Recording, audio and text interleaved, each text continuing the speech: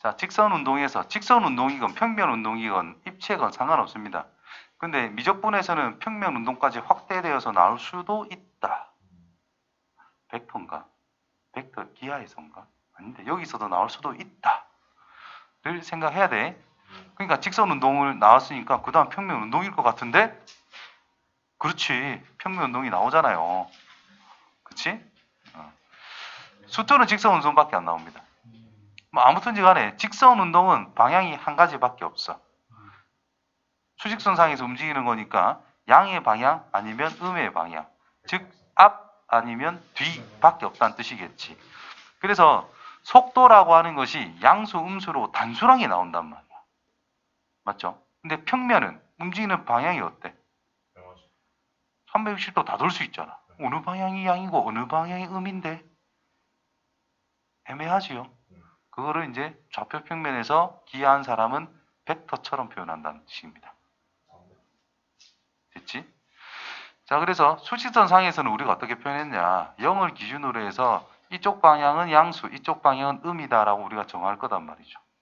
그래서 그냥 간단해. 수투와 똑같아. 속도, 위치라는 것이 시간에 따른 위치를 x라고 하자.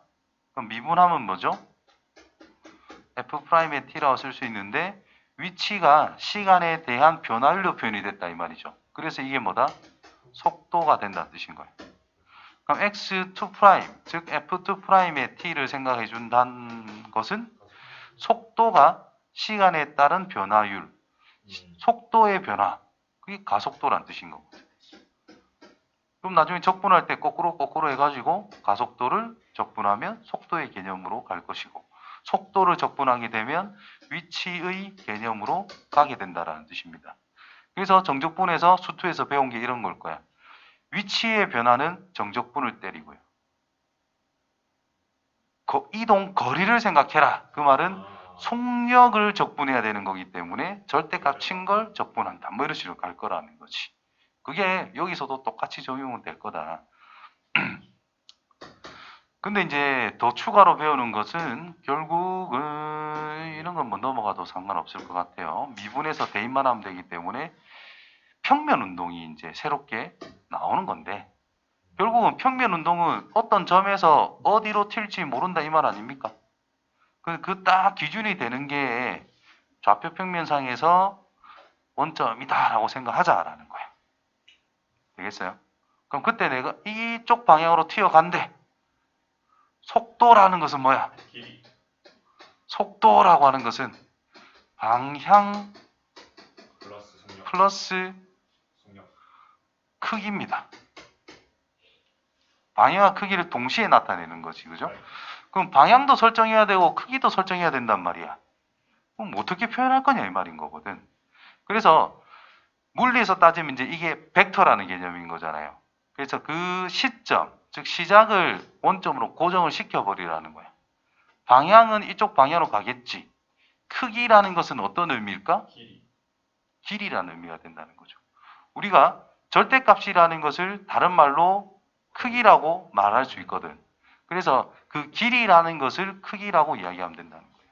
그래서 v 벡터 이런 게 있으면 속도, v 벡터의 크기, 속력. 이게 속력 이런 식으로 표기를 하게 됩니다.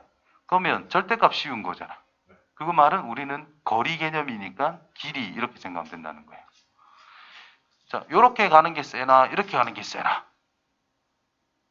가까운 건 짧고 이거는 긴 거. 누가 더 빨리 움직이겠어?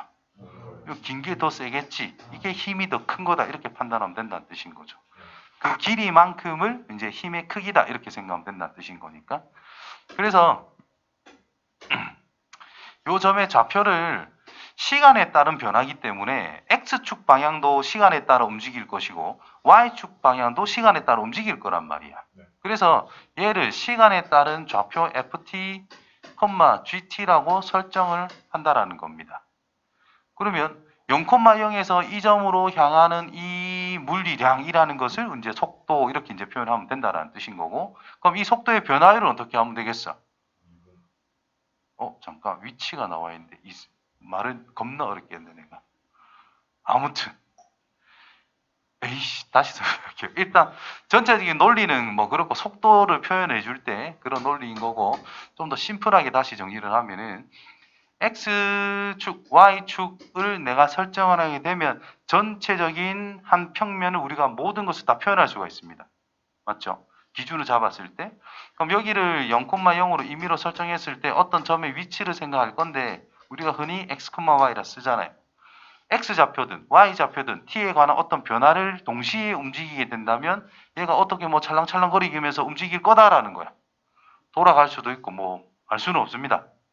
아무튼 그 X라고 하는 것을 시간에 따른 T라는 시간에 대한 변화를 적용해주고 Y라는 것도 시간에 따라 어떤 변화를 적용하게 된다면 T 값에 의해서 이 X좌표와 Y좌표라는 것이 결정이 된다는 뜻이겠죠. 그래서 위치가 ft, gt 라고 표현할 수가 있다는 뜻이고 거기에 따른 속도는 뭐라고 표현할 수 있어? 여기에서 이렇게 간다라고 해봅시다. 가고 있다. 그럼 이 점에서 이쪽으로 갈 때 이 녀석이 평균 변화라는 뜻인 거죠. 시간에 따른 평균 변화. 그럼 특정한 점에서의 순간적인 변화를 우리는 속도라고 이야기할 겁니다.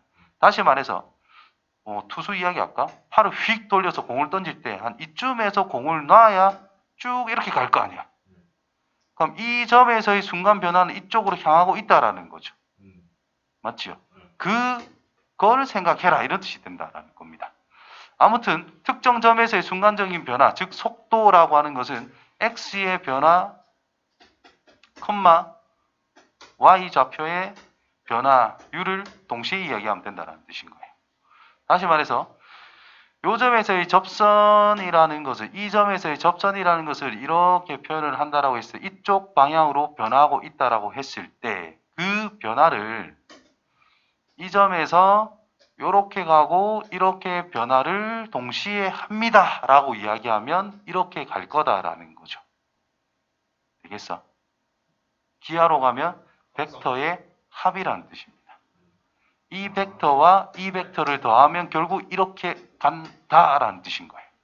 되겠죠? 그 내용을 이야기하는 겁니다. 가속도는 뭐겠어요? 한 번 더 미분하면 끝나는 거야. 그럼 이거는 어떤 미분법과 연관성이 있겠어요? 매개변수. 그렇지, 매개변수. 하나의 문자 가지고 좌표를 동시에 펼치는 매개변수랑 연관성이 있을 것이다. 크기 이런 걸 한번 봐야지. 돌아갈래 너?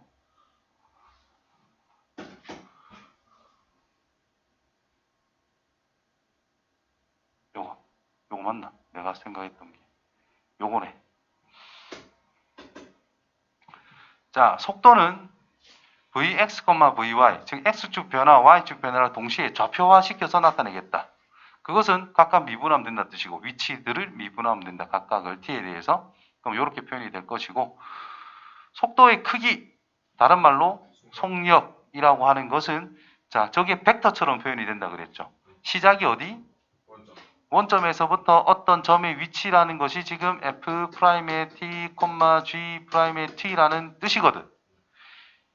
이쪽 방향으로 이만큼 길이만큼 이 방향으로 이 화살표의 길이만큼의 크기로 간다라는 뜻인 건데 속력이라는 것은 이 길이를 그냥 찾으면 끝난다는 뜻인 거예요.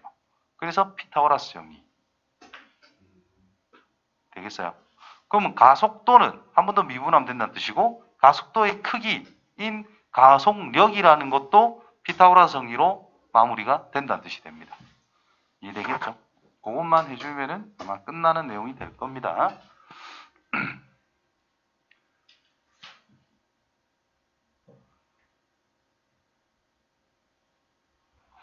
보기는 각자 한번 연습해 볼 수 있도록 하고 맞불 개념 익히.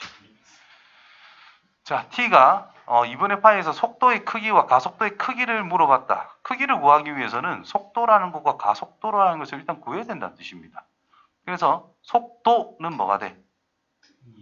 T에 대해서 미분하면 되는 거니까 2 빼기 더하기 sin T, 마이너스 코사인 t가 아, 되겠지. 아, 예.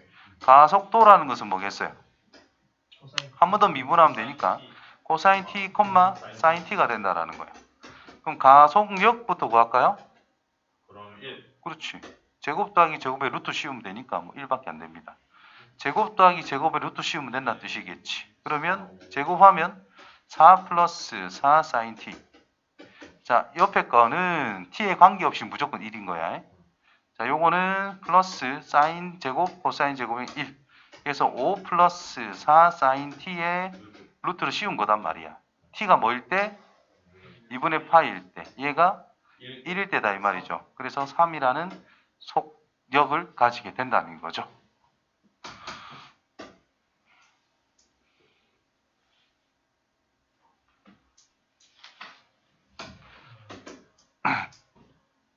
자, 시각 t에서의 위치가 저거다. 속도의 크기가 최소인 시각 t에서의 가속도의 크기를 물어봤어요. 그럼 속도를 표현합시다. 속도는요. 2t, t의 제곱 마이너스 5다 이 말이죠. 속도의 크기, 즉 속력은요. 루트 4t의 제곱 플러스 t의 4제곱 마이너스 10t의 제곱 플러스 25가 되겠지. 그러면 안에 것만 뭐야? t의 4제곱 마이너스 6t의 제곱 플러스 25가 될 거다 이 말이겠지. 그럼 얘를 t제곱이라는 것을 뭐 u 이렇게 치환을 하게 되면 그냥 2차식밖에 안 되잖아요. 그래서 u 이렇게. 그래서 이 25를 바로 완전 제곱식 형태로 만들면 이렇게 만들 수 있다라는 뜻이겠고, u가 3일 때 최소 16 루트 안입니다. 루트 안에서 16이다. 그래서 최소인 속력은 4란 뜻이 된 거고 루트 씌워야 되니까 언제? t가 루트 3일 때다 이 말이죠. 되겠어요? 네. 그래서 t가 루트 3일 때 최소인 시각 t 루트 3일 때 ps의 가속력을 구해라 이 말인 거예요. 그럼 가속도 또는 2, 2t. 따라서 가속력은요. 4 플러스 4t 제곱이잖아요. t 제곱이 얼마란 뜻이야? 3일 때를 생각해라. 그럼 루트 16인가요? 계산해서 4라는 가속력이 나오게 되겠네. 등속 원동. 얘도 가속 운동이죠.